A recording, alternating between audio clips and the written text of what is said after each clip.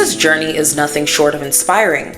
Born in Thailand, she left her home at just 14 to brave South Korea's demanding K-pop world under YG Entertainment. Despite enduring long, exhausting training sessions and rigid discipline, Lisa's resilient spirit and upbeat attitude carried her through, transforming her into a vital part of Blackpink, a group that has redefined global pop culture.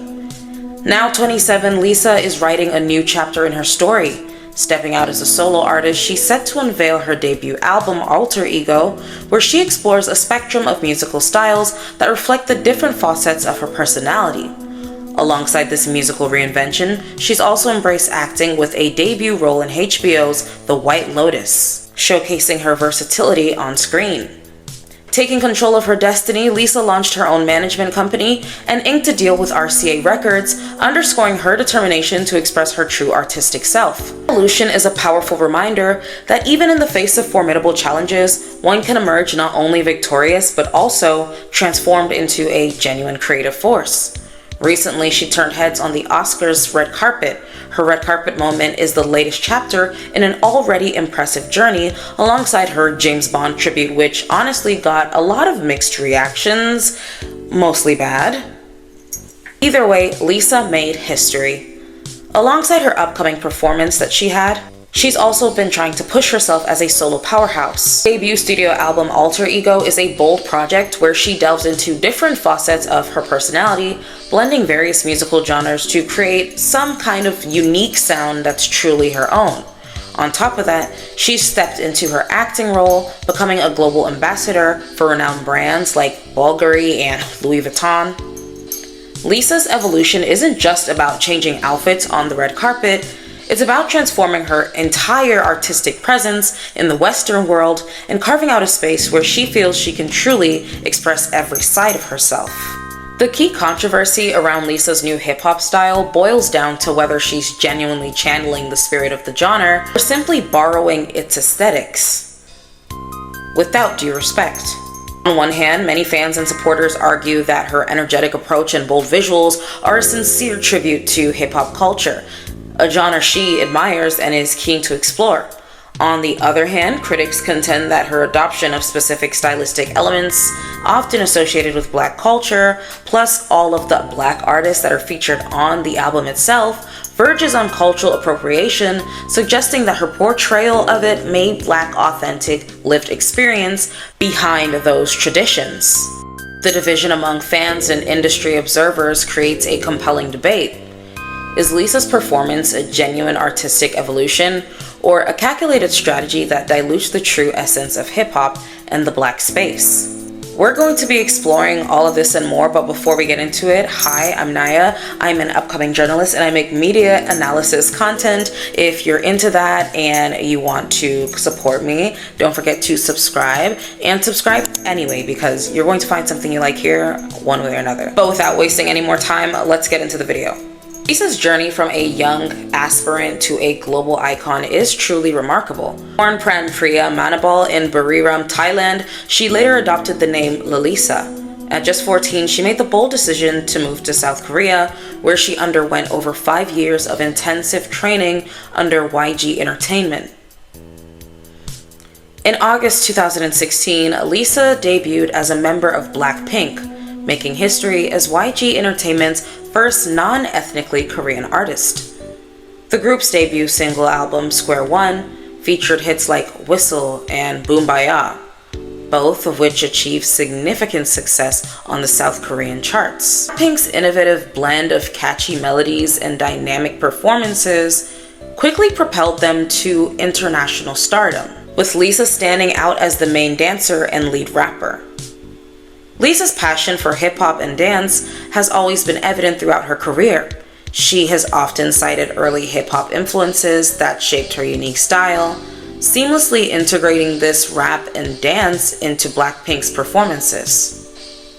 Her personality and charisma have been instrumental in the group's global appeal. In September of 2021, Lisa embarked on her solo career with the release of her single album, Lalisa. The title's track music video garnered 73.6 million views within 24 hours, setting a new record for a solo artist at the time. The album also featured the track Money, which showcased her affinity for hip-hop rhythms and further solidified her position as a solo artist. Building on her solo success, Lisa continued to explore various facets of her artistry. She launched her own management company and signed with RCA Records, aiming to showcase her singing abilities. As of recent, she has joined the cast of HBO's The White Lotus. These endeavors culminated in her latest project, Alter Ego, a studio album that delves into multiple personas and musical styles, reflecting her evolution as an artist.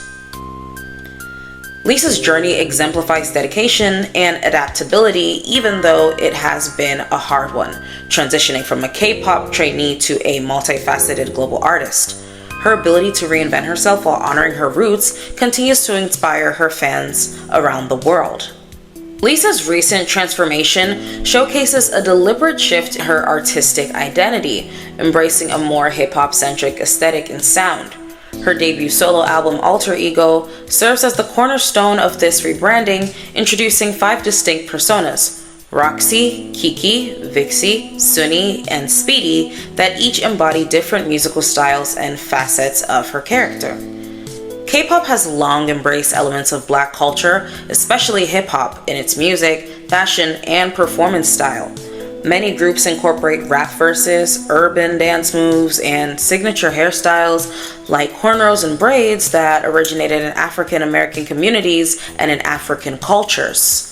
However, this trend has also sparked debate, with some critics arguing that these cultural elements are adopted superficially without proper acknowledgement of their roots, leading to accusations of cultural appropriation. Alter Ego leans heavily into hip-hop culture, featuring collaborations with prominent artists like Future, Megan Thee Stallion, Rosalia, and Tyla. Tracks such as F Up the World and When I'm With You highlight her exploration of hip-hop rhythms and themes. Visually, Lisa's fashion choices have evolved to complement her new musical direction. The album's promotional materials and music videos display a very diverse range of styles, from futuristic cyberpunk to nostalgic Y2K aesthetics, reflecting the various personas that she portrays. However, this specific image has come across as modern-day minstrel to many people online, with her skin being visibly darkened. On social media, Lisa has been actively sharing content that aligns with her reimagined image, further solidifying her brand's evolution. This rebranding marks a significant departure from her image with Blackpink, where she was primarily known as the group's main dancer, but later transitioned to rapper when Jennie decided to step back. While Blackpink's style is a fusion of pop and hip-hop elements, Lisa's solo work delves deeper into hip-hop culture, allowing her to explore and express her individual identity more freely. Overall, Lisa's rebranding strategy with Alter Ego shows a bold and intentional move to redefine herself. But the question is, how are people taking this? Comparisons to other K-pop artists who face similar criticisms, e.g., G-Dragon, CL, or Zico. Is this a natural evolution, or is she following a formula? Lisa's recent artistic evolution has sparked discussions about the fine line between cultural appreciation and appropriation in the K-pop space. Some fans perceive Lisa's intensified hip-hop style as abrupt, leading to feelings that it lacks authenticity, and that within the space, there is just no room for lackluster music. Future editing, Naya, because I forgot to add in the fact that there has been a lot of talk surrounding Lisa's boyfriend, or her alleged boyfriend, Frederick Arnold.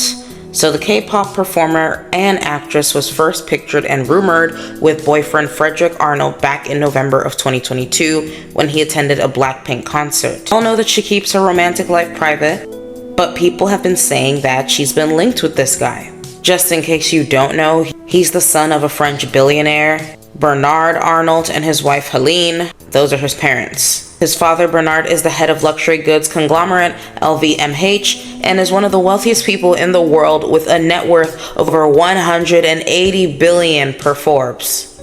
Frederick himself is the CEO of a watch company. He's been working at Tag Heuer, please tell me I got that right, since 2020. And I think why it's so important to talk about Frederick and Lisa's potential relationship is the fact that people are like, well, she didn't earn everything that she's got, and that her current appearances at the Oscars and being in shows like The White Lotus is a butterfly effect of her special rich boyfriend toy whatever thing. You know what I mean? So that's another angle people are coming from. We still don't know for sure, but honestly, I am not against connections. I am not against connections. Till we stop pretending that we are, we're not going to be free as a society. Okay, back to the video.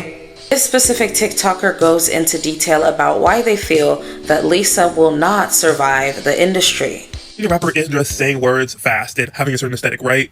It's a culture. It's in many ways also a lifestyle. So it's really strange to me when I see Lisa's fans get mad at me for the critiques I've made about Lisa. I find it really strange the way she's also moving as a quote-unquote rapper when I really don't consider her that. I feel like something we haven't even talked about in regards to Lisa and her music and her being a rapper is that I don't think she would have even been considered a rapper in Korea. So why should she be considered a rapper in the West? You know, like in Korea, you have the K-pop rappers and then the Korean rappers, you know? And let's be for real, I don't remember Lisa ever being in those conversations like the real Korean rappers, you know? On a show like On Pretty Rap Star and Show Me the Money, they made a clear distinction that there is a difference between a person who's in the Korean rap realm and an idol. And I'm so sorry, but Lisa has too many instances of her idol showing to where I'm like, girl, you may never be that rapper to me that you want to be. Does anybody remember that Blackpink situation where like Lisa rapped about something about like Islam and the fans didn't like that and the writer of the song came out and apologized? The writer of the rap apologized. What? I don't think you realize that's not what happens with rappers, you know? And I do know that ghostwriters exist and things like that, right? But if something is to happen, you're not gonna have your writer come out and apologize for you. But it's a little bit deeper than that. When I finished listening to Alter Ego and I realized that there were some songs that were good, but I didn't feel any connection to Lisa, it made me realize that she tried to K-pop her way into hip-hop and rap, you know? And K-pop her way as in saying that she wants to keep this distance from like the music and her personal life, and you can't really have that when you are a rapper. Any big female rapper that I can think of has had a song or several songs talking about their life, their backstory. I feel like I've gotten none of that from Lisa in this album. You are a girl from Thailand, and I did not hear one thing about you being from Thailand other than like maybe like one line in a song, but I'm like, it would have been cool to hear her rap in Thai or her talk about her background a little bit more. And it was really weird to me that Lisa's fans encouraged her not really showing herself in her music, and I found that really weird. Nicki Minaj, Megan Thee Stallion, Doechii, all female rappers who have showcased some of the bad parts of their lives, but also the good parts of their lives in their music. And I want to feel like I know more about you when I'm listening to your music. I'm starting to feel that Lisa fans don't want the best for her, because when I mentioned that I wanted to know more about Lisa through her music, y'all got mad at me. Why is that a bad thing to say, that we want more of Lisa and Lisa's music? Like when I'm listening to your music, I don't want it to feel like, oh, nice purchase, you know? I think the thing about Lisa's solo career that really gets me is that when you bring up how weird it is for a non-established solo artist and a non-established actor to be in the spaces that she's in right now, people start jumping you. Like, guys, she is dating the son of the CEO of one of the biggest conglomerates in the world. She is well connected.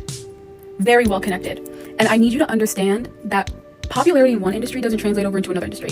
She's popular in the Asian music industry. That does not automatically translate to the West.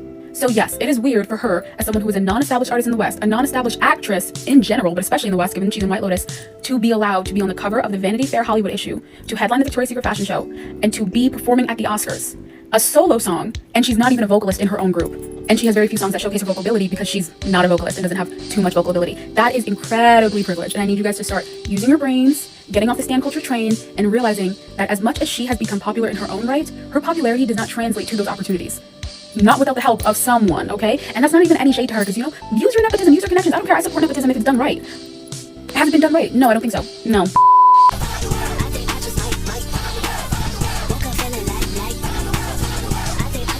The polished nature of her album, Alter Ego, has been described as focus group tested, suggesting a calculated approach to appeal to broader audiences. This raises questions about the sincerity of her artistic expression. Lisa isn't the first K-pop artist to face accusations of cultural appropriation. Artists like G-Dragon, CL, and Zico have encountered similar criticisms for adopting hip-hop aesthetics without fully acknowledging their cultural origins. For instance, G-Dragon's music video for Michi Go and Zico's reference to having a black soul in his song Bermuda Triangle have been points of contention. The K-pop industry's corporation of hip-hop elements reflects both artistic evolution and strategic planning. While some artists genuinely resonate with hip-hop culture, others may adopt its styles to align with global music trends, as many are accusing Lisa of doing so. Lisa's rebranding could be seen as part of a wider industry pattern, blending personal artistry with market-driven decisions. In summary, deepening engagement with hip-hop culture highlights the complexities of cultural exchange in global music. What are the barriers to entry for spaces that are originally made for specific groups of people? How many times have we seen people break these barriers to entry, and how many times have they been successful in doing so? A lot of fans say Lisa has come so far and also has never claimed that she wanted to be the best rapper. They say that she raps because she finds it fun. She finds it entertaining. Do what you will with that piece of information. They also call the fact that when Jennie stepped back from rapping, she took up the mantle boldly. People have also been saying that the songs are no skips, while other people are like, every song is a skip. There's a lot of contention online. Do not come on the internet spreading lies and try and pass them off as facts. Get some fucking help. But the gag is, a lot of the people spreading these lies about Lisa online truly actually believe them, because they've probably seen it from somewhere on Twitter or wherever they've seen it, haven't even bothered to really fact check, and have just run with it as if it's Bible. You're embarrassing. Although I don't argue with you, but just from going back and forth with a couple people down in the comment section, it's become very, very clear to me that a lot of your information or reasons why you hate her are just baseless lies that you've seen somewhere on the internet and run off with it. It's crazy. So regarding the album, just like anything related to Lisa, it's receiving a lot of hate. And I'm not even just like hate, extreme levels of hate. Lisa's previous responses to cultural appropriation controversies has been notably measured. In earlier incidents, like when she was called out for adopting certain hairstyles, she explained that she had no negative intentions and simply thought the style was cool.